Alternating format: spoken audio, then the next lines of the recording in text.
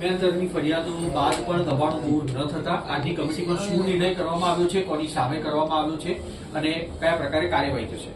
એક આપ સૌ વાકેફ છો એ પ્રમાણે ઘણા સમયથી નગરદેવી ભદ્રકાળી માતાજીના મંદિરમાં દર્શન કરવા માટે ભાવિકો જતા હતા. તેમને અવરજવરમાં ખૂબ જ તકલીફ પડતી હતી. દબાણો ખૂબ જ વધી ગયા હતા.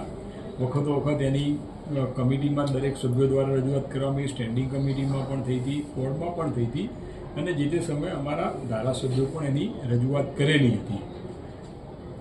કમિટીના માધ્યમથી ઝોનના ડેપ્યુટી ટીડીઓને સૂચના આપવામાં આવતી, ભાઈ તું કાર્યવાહી કર. ઘણી વખત એમનો પ્રશ્ન એક એવો આવ્યો કે ભાઈ અમારી પાસે સિક્યુરિટી નથી, તો આપણે એ લોકોને SRPની પણ ફાળવણી કરી આપી. ત્યારબાદ એક પ્રશ્ન એ લોકો એવો લાયા કે ભાઈ અમારી પાસે સ્ટાફ નથી, તો આપણે સાથે 7 ઝોનમાંથી એક દબાણની ગાડી અને એક ઇન્સ્પેક્ટર અને મજૂરો સાથેની ટીમ આપણે દબાણ હટાવવા માટે આપી હતી. છતાં પણ કોઈ કાર્યવાહી થતી નથી. એને ધ્યાનમાં રાખીને આજે જે કાર્યવાહી નથી કરી રહ્યા તેવા મધ્ય ઝોનના ડેપ્યુટી ટીડીઓ ચિંતન એન્જિનિયર પર ઠપકાની દરખાસ્ત લાવી અને તેમની સર્વિસ બુકમાં નોંધ કરવાનું કરાવવામાં આવ્યું છે. આમાં એવું છે ભાઈ કે અધિકારી ગાંઠતા એવું નથી કે અધિકારીનું કેટલું ચાલતું અથવા અધિકારી પોતાની કામગીરી પ્રત્યે દુર્લક્ષ રાખ્યું છે એવું સાબિત થાય છે, એટલે આપણે આ કામગીરી કરવામાં આવી છે. રીતેશભાઈ, કમિટીમાં ડેપ્યુટી કમિશનર પણ હાજર હતા, ટીડીઓ પણ હાજર હતા. સ્થળ તપાસ માટે જવા માટે કહેવામાં આવ્યું હતું, શું જવાબ આપવામાં આવ્યો હતો?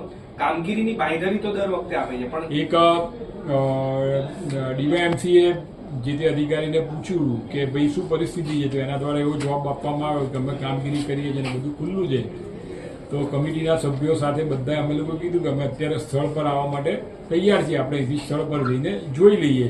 તો ડીવાયએમસીએ જે તે અધિકારીને પૂછ્યું કે ભાઈ શું પરિસ્થિતિ છે, અમે બધા આવવાનું છે, તું બાંયધરી આપી શકે છે? તો કે હું કેવી રીતે આપી શકું, એવો ઉદ્ધત જવાબ ડીવાયએમસીને અધિકારીએ આપ્યો હતો. એવું અમારી નજર સમક્ષ આ ઘટના બનેલી છે.